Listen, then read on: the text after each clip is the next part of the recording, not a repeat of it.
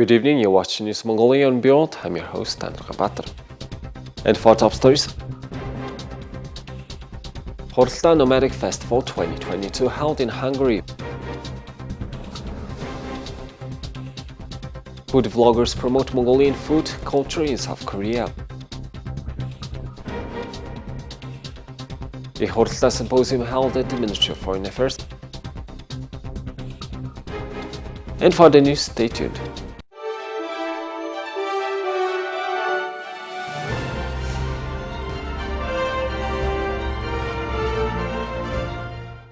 Yesterday, the Great Holst Symposium was held in the Consensus Hall of the Ministry of Foreign Affairs. The event was organized by Mongolian-Japanese Friendship and Cooperation Organizations for the 50th anniversary of the establishment of diplomatic relations between Mongolia and Japan.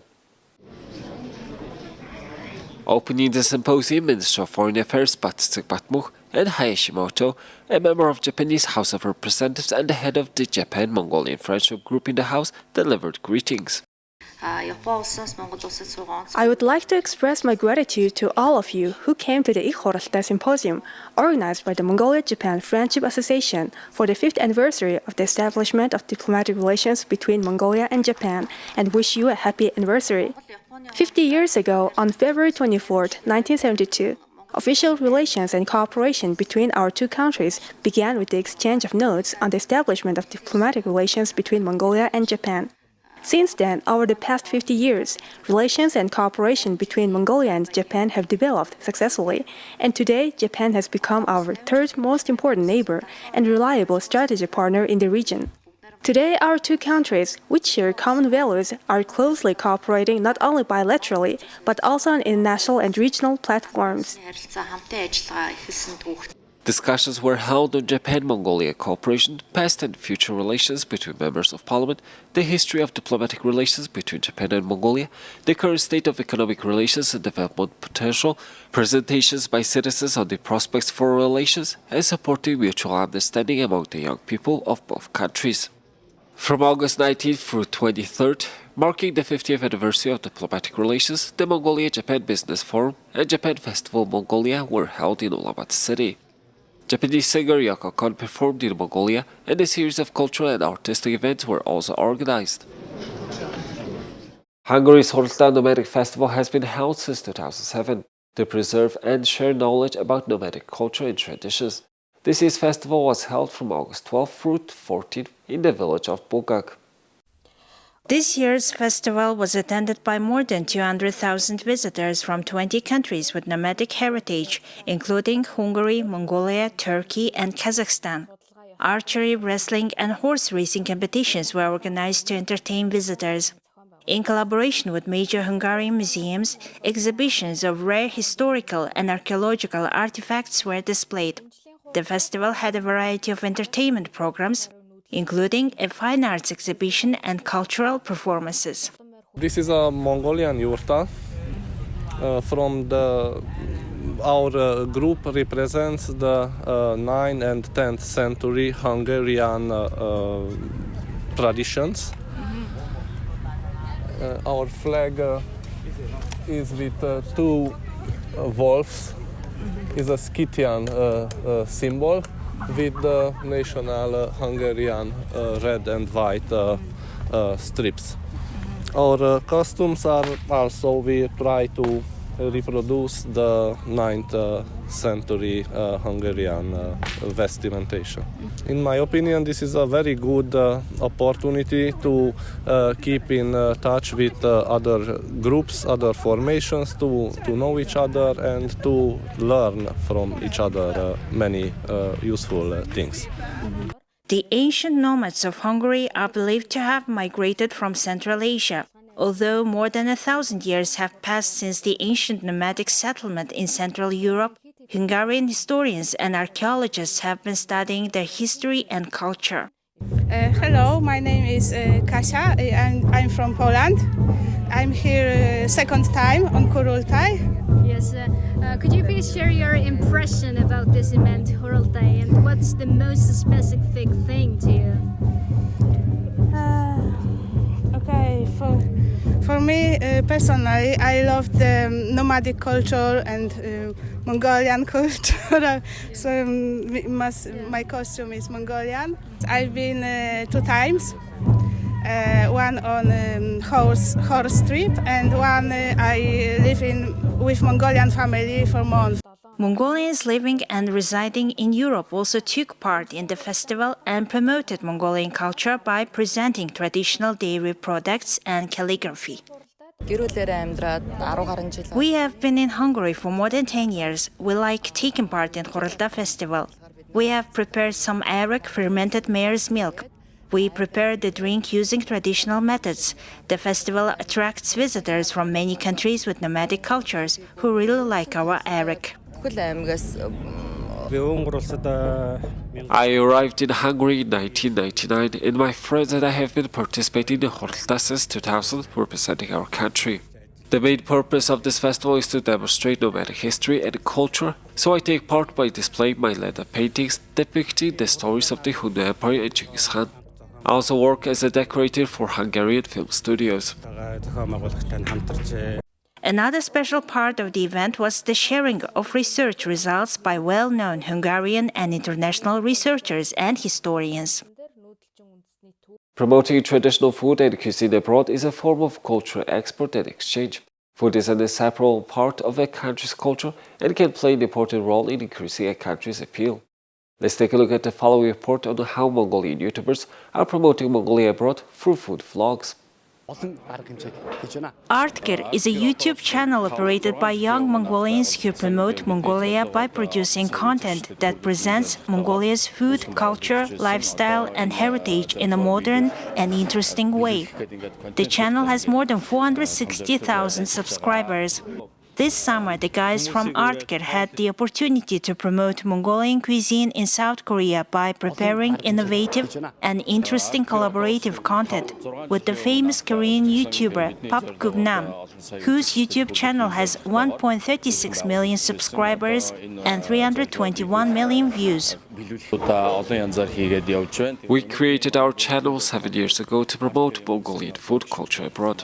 Here we have our channel vloggers including Nargi Narbatar, who hosts Nargi's Kitchen, Chef Baisa and Khan's Kitchen, and Chef Bolta.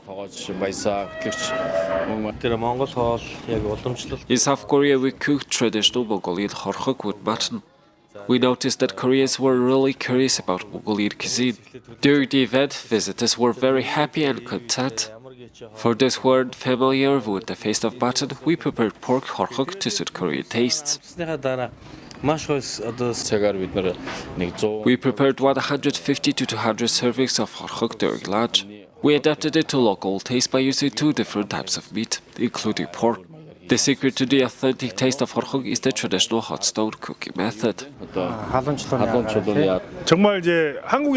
I got acquainted with Mongolian history, culture, and cuisine only through television programs and online videos. It was a totally different experience when the food was cooked right in front of my eyes. It was really delicious, and of course, I knew it would be delicious, but it was really indescribably tasty. Despite using Korean ingredients like the meat and vegetables, it tasted very good. I really want to go to Mongolia and try the dishes made by the Artgir team guys again. I have never been to Mongolia, and hopefully I'll go one day.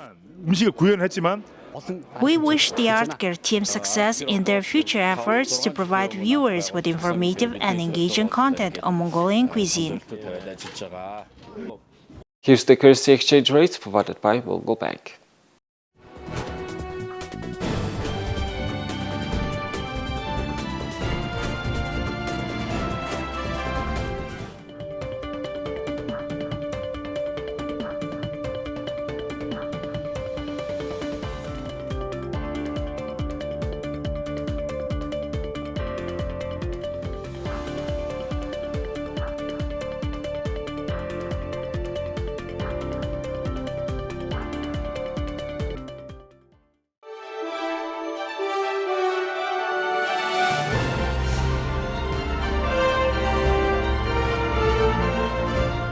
Here's the international news from our partner agencies. UK Prime Minister Boris Johnson repeated assurances of British support to Ukraine on Tuesday during a virtual address at the Crimea summit. Speaking on the second day of the Kiev-hosted event, Johnson said that the United Kingdom will never recognize Russia's annexation of Crimea or any other Ukrainian territory. Italian Prime Minister also expressed his support for Ukraine, while Japanese Prime Minister said he would never tolerate the use or threat of nuclear weapons. The European country. The Crimean Platform Summit was called by Ukraine to build up pressure on Russia over the 2014 annexation that has been denounced as illegal by most of the world. Russia's relations with the West have sunk to post-Cold War lows as a result. Top officials from 46 countries and blocs took part in the summit, including from the United States, the European Union and Turkey. All 30 NATO member states were represented at the summit. Ukraine's president has vowed to do all he can to bring back the peninsula of Crimea annexed by Russia 7 years ago and urged international allies to support the effort. Once he grabbed Crimea, Putin deployed more and more Russian forces in the peninsula, turning the territory into an armed camp from which to threaten the rest of Ukraine. And so Crimea duly became the launch pad for the invasion on the 24th of February, or one of the launch pads. And I'm afraid that all this has even greater salience today because Putin is planning to do to other parts of Ukraine, indeed all of Ukraine, what he has done to Crimea. Japanese Prime Minister Fumio Kishida on Tuesday also joined delegates from over 40 countries at virtual summit aiming to put pressure on Russia over its annexation of Crimea. Highlighting his family's roots in Hiroshima, Kishida said he would never tolerate the use or threat of nuclear weapons. I would like to express my utmost respect to Ukrainian President Zelensky, who is hosting this summit amid the huge difficulties, and re-emphasize our solidarity with the Ukrainian government and people.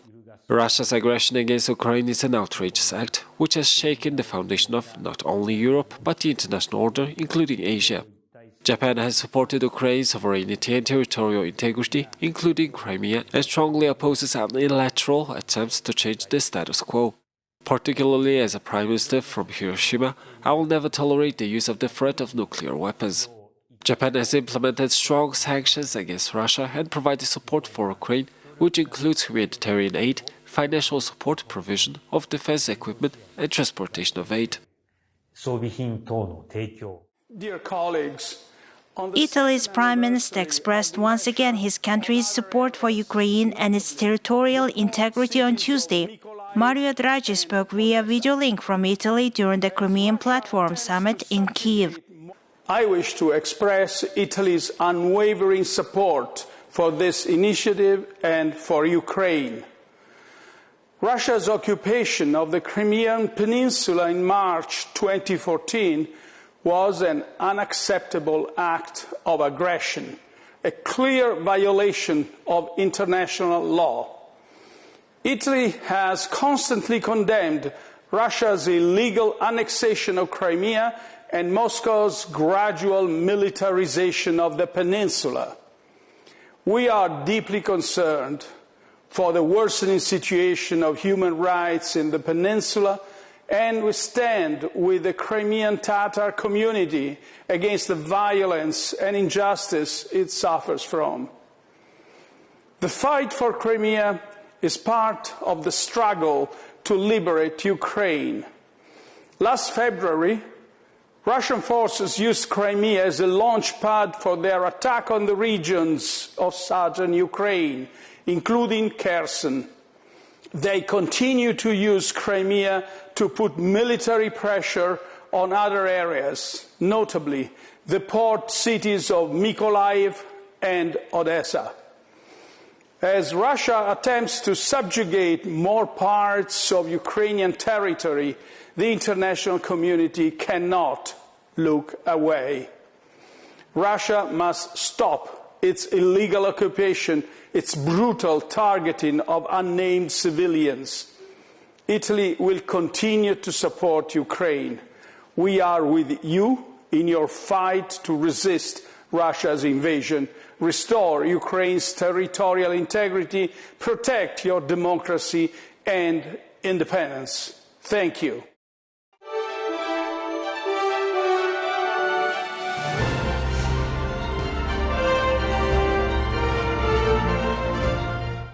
Thank you for staying with us. Now let's take a look at our regular feature of sports. The 3x3 Basketball World Cup Under-18 has started in Debrecen, Hungary. A total of 40 male and female teams are participating in this year's tournament, which will last from August 23rd to 28th. The men's team played the first two matches of the group yesterday on 23rd of July. National team played the first game against the powerhouse of 3x3 basketball, Latvia, and won with a score of 22-18. Chajisuru scored 12 points against Latvia and was named the outstanding player of the day. In the next match they played against Kyrgyzstan and lost with a score of 20-21. National team started the game with momentum and created a difference in points, but got into a foul trouble early and gave the opponent a chance to reduce the difference in points. At the end of the game, the Kyrgyz team's attacks into the paint were successful, and this was the main reason for the loss.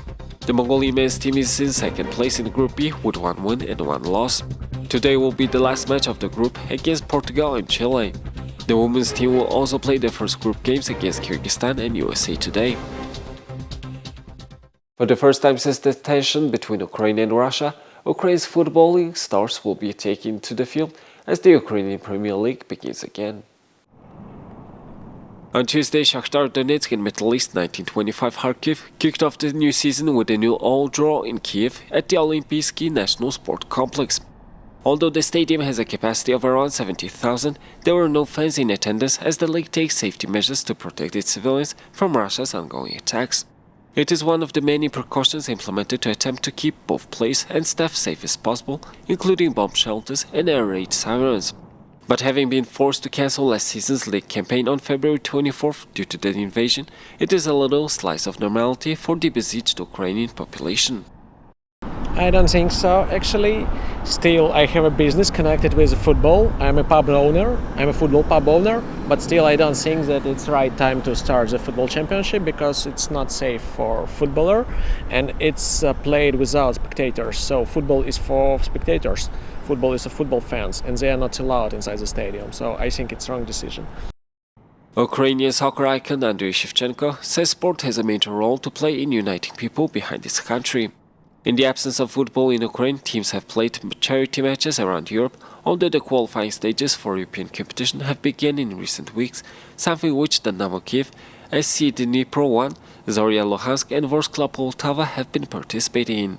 The return of the Ukrainian Premier League comes a day before the 6-month mark of Russia's unprovoked invasion of the country.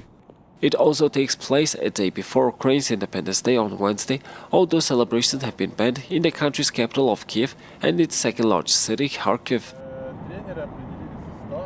Here's the weather forecast of world's major cities.